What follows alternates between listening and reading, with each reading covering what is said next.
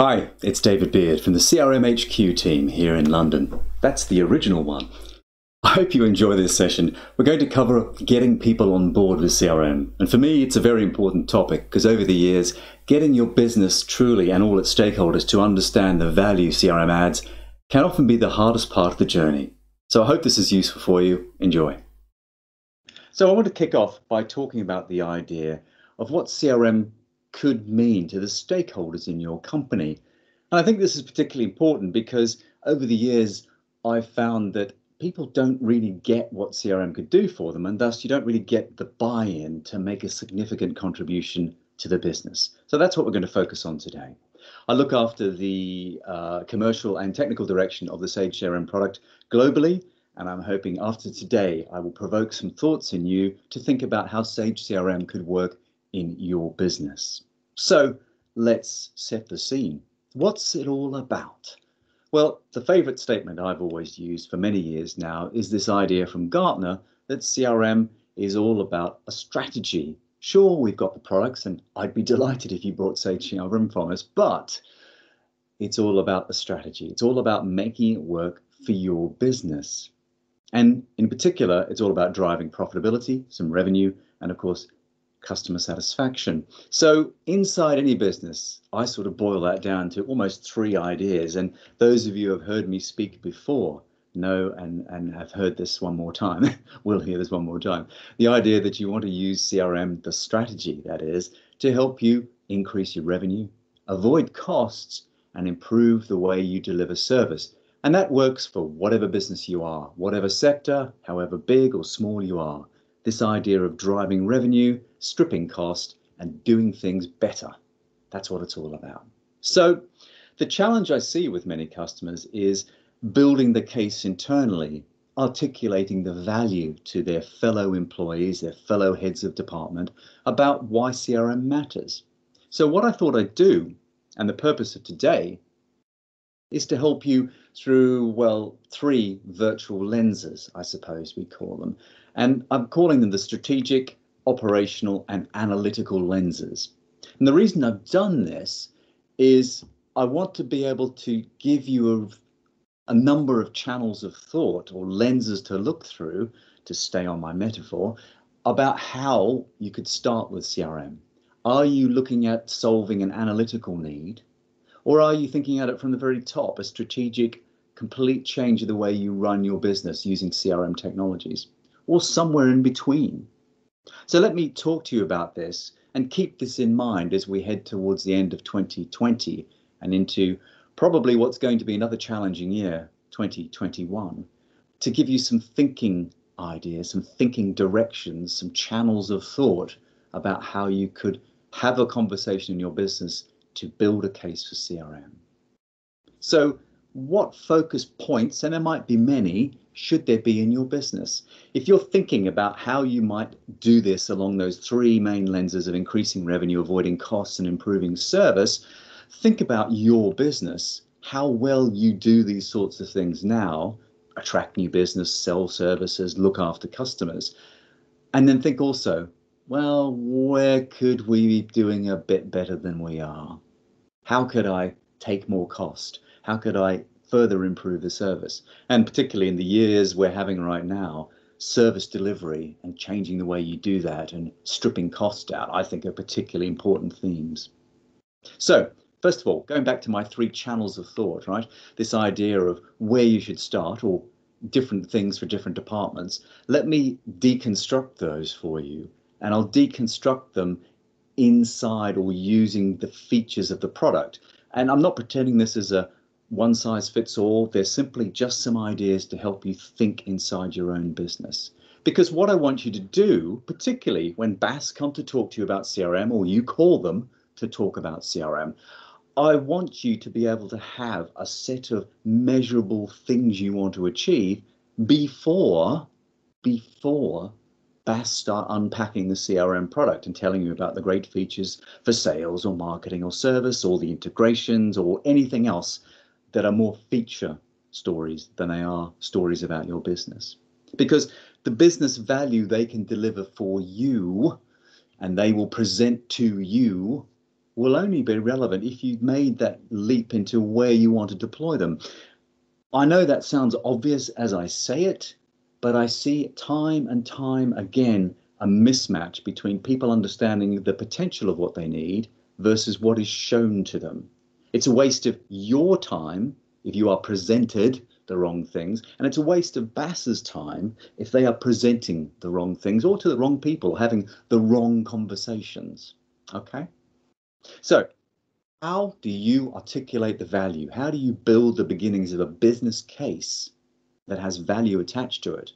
Well, having it with your colleagues is really important. Think about the feature. Sure, maybe you need to solve a problem that involves sales forecasting or customer service workflows. Fine. But think about always, what does it mean to our business? If you want a new forecasting system, what problem are you solving? And in particular, think of it in terms of value. So back to my three favorite things. How is having a new sales forecasting system going to increase my revenue, avoid some cost, or improve service? It might do one only and might do two things, but each and every conversation should have those drivers threaded through it. And then when you do sit down with BAASS and they show you the product, you can think, great, that's something I need, that will solve the problem, that will deliver this sort of value. And it will also help you, if it's not obvious, to prioritize what to start on first. Because you might end up with a list of 12 things you really want to solve, and some of them are about service, and some of them are about value, and some of them are about cost. But then you need to also decide what we do first. What's most important? Perhaps the biggest bang for buck is where you start. So, my deconstruction for you, keeping these increased revenue, avoid cost, and improve service threads in mind, lenses in mind. Let's do this for marketing, sales, and customer service. And these are just examples to get you thinking, right? So, in the product, there is a great campaign management tool. It lets you project manage campaigns at a top level and have lots of steps, or what we call waves and wave activities, to have structured interactions, mailers, phone calls, those sorts of things, as part of a bigger campaign framework. Now, what does that mean for you through these channels of thinking? At an analytical level, the product lets you do really smart things. You can copy things, you can clone campaigning, you compare one activity with another activity to check the performance of a certain sector versus another sector, a certain person doing marketing versus another person doing marketing. So there's some very analytical things you can do there.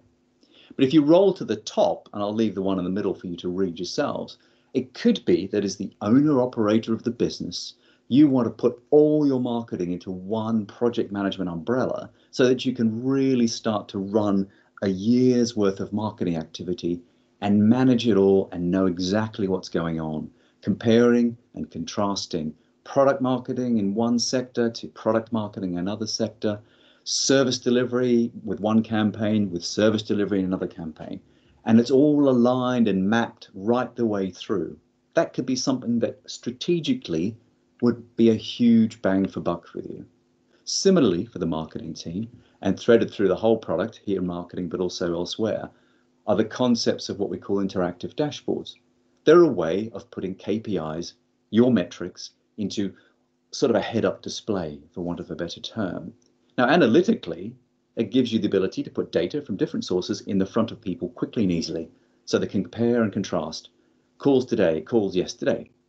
Performance of team A versus performance of team B. Number of calls now, number of calls next hour. Simple, analytical stuff, easy to read. Rolling up the lenses, up the channels, I should say, strategically, if you're an owner-operator, you could have the same sort of head-up display, but rather than just focusing on a particular part of the business, it could be KPIs from right across the business. You log in, first thing in the morning, you get a complete snapshot of what's going on. How many sales have I got coming in? What are my marketing metrics looking like? What are my service delivery metrics looking like today? And giving that full overview so they can do planning, do reviews, do performance management of the business, versus perhaps waiting for month-end spreadsheets and those sorts of things where you're really doing rear view management rather than forward-looking daily management. And another one on marketing before I step into the next area, bringing together everyone's contacts into one place is sort of the basic stuff of CRM, but many, many customers still have disparate pots of customer information. One team has one view of somebody, another team has another view, different spreadsheets. You know the drill. So bringing those all together, and in particular, having them available to do things from one source, means you can do some much better marketing. You can compare and contrast at an analytical level the people you can talk to for one campaign versus the people you can talk to for another campaign, because you're not lassoing or bringing together lots of disparate sheets with disparate sets of information. One source, tagged properly, you can do different things. And strategically, of course, well, that's the holy grail, this idea that all your information is in one place.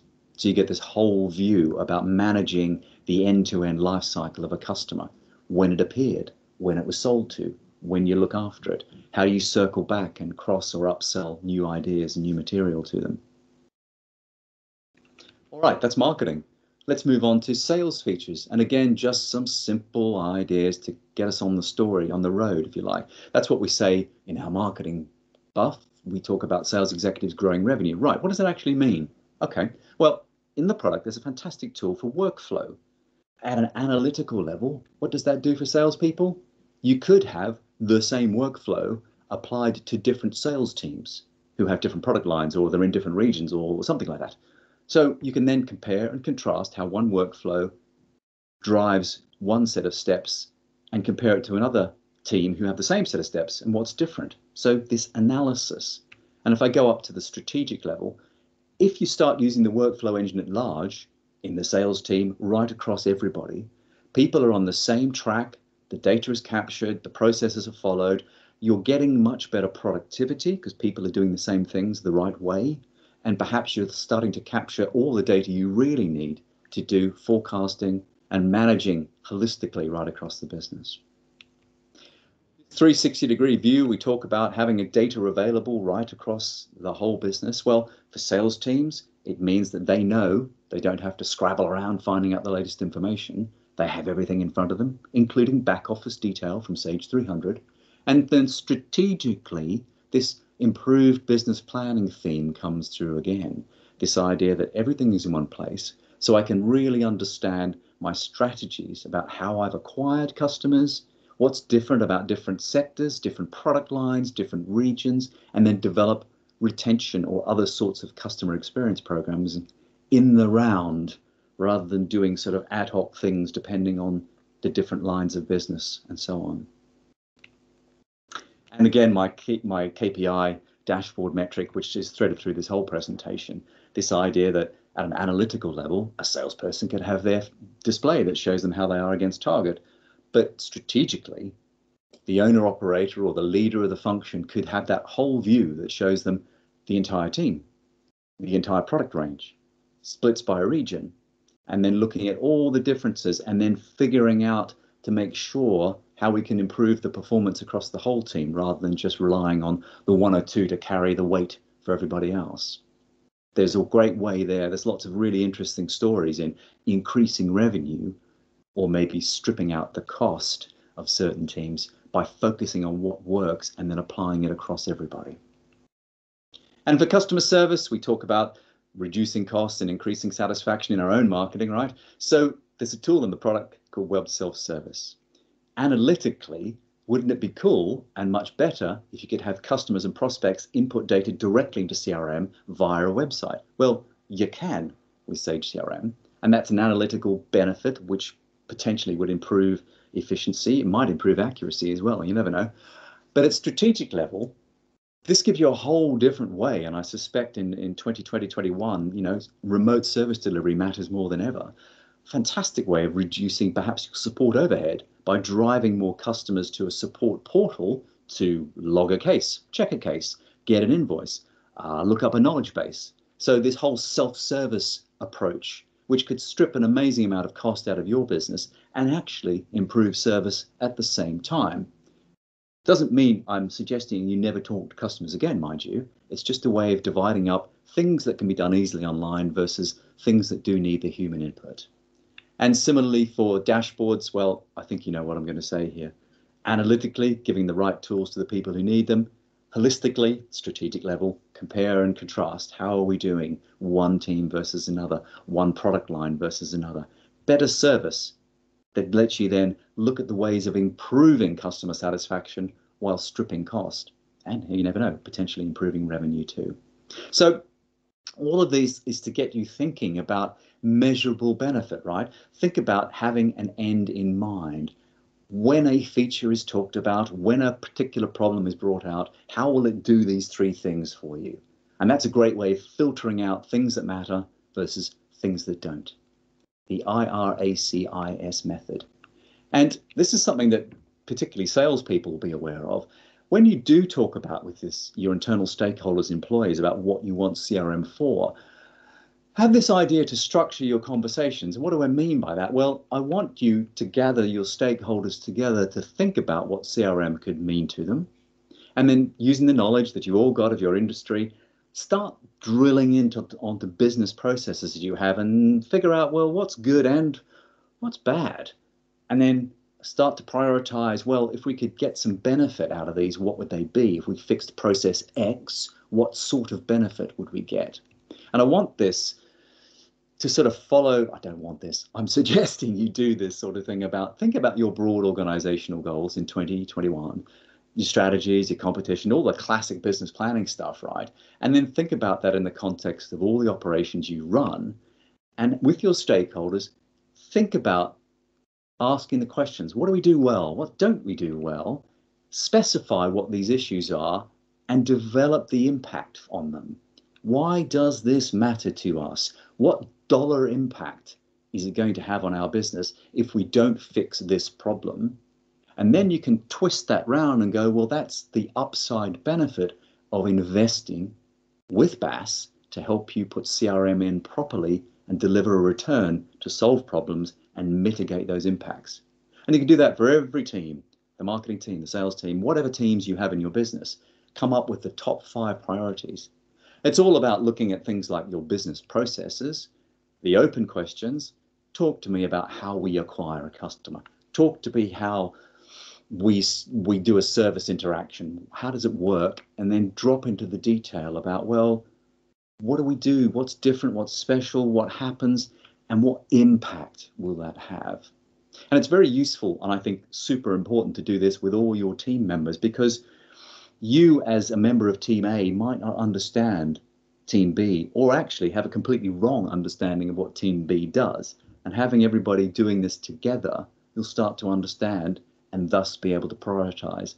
Where do we start with our CRM investment? So more generally, of course, it could be the way you approach customer management. So open questions. Talk to me about how you do something. And I've got some examples on the screen there. Drill down. Talk to me about the actual issues with the problems. Can you quantify why what that problem is and why and how it impacts this company? Do we lose 20% of our customers every year? When the email comes in saying, help, I need support, and every 10 of them, every 10th one gets lost, what does that mean to the business?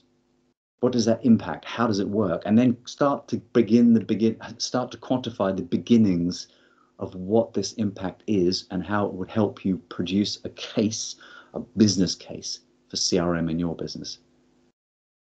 Stating the obvious, put yourself in the shoes of your colleagues. We did a survey several years ago now about customers like you, and how they manage customer data. And what was frightening was the big blue and green chunks there. People still were using spreadsheets, disparate collections of spreadsheets, or just nothing. And by nothing, I'm thinking it's kind of scraps of paper or files or things like that, right? So, even before the remote working world we live in now, that's not really that smart. It's particularly not smart now because we all have less access to the data that we used to be able to shout down the other end of the office to get, right? Similarly, Aberdeen Group, a research company, did a little survey about what they called firms of the future. And they talked about performance metrics that define business excellence. And they looked at 100 companies and they looked at sales effectiveness and particularly how they organize customer-centric data. So by that, I mean CRM data and finance data and everything else, and how they made it available to customer-facing personnel. Because for them, if you manage to make this all available in a simple to consume fashion with all the tools I've talked about so far, you can do a much better job of managing accounts, right? And they classified these 100 companies into best in class and the people who are a bit rubbish at it. And best in class, the 20% at the top, what they discovered is little interesting snippets like this. Customer retention in customers that have joined up systems and single source of information, 94%. And I think the kicker number in that one isn't so much the 94, it's the 19. Because in my head, 19% means in theory, these customers that are bad at organizing customer-focused data are replacing their customer base every 5 years, which seems to be kind of expensive to me. Similarly, if you're using CRM with joined up data and accounts data together, you could gain a year-on-year increase in net client value, 13%, versus actually losing money. And finally, if salespeople tell you they don't like CRM, how about you tell them that they may actually go over target if they do use it because their information quality is much better. A lot more data in there. It's in the survey. It's a few years old now, but it's very much still relevant. It improves all sorts of things, having joined up or integrated customer-facing applications. So the key point I'm going to leave you with here is do your very best to drill in with your employees, stakeholders, heads of department, etc. Think about the processes that need improvement and then help articulate the value with them, to them, of where the problems are and what the value would be in solving it. Because then when you come to engage with BAASS and BAASS with you, you have a much better understanding about what problems you're trying to solve and how much investment is worthwhile. And BAASS similarly will have a much better idea of what to show you in the product and what to focus on in terms of your implementation plan. So I hope that's given you food for thought on getting your whole business on board with the concepts of CRM and what it could mean for them. Take some good thoughts from that, and thanks for coming to the session.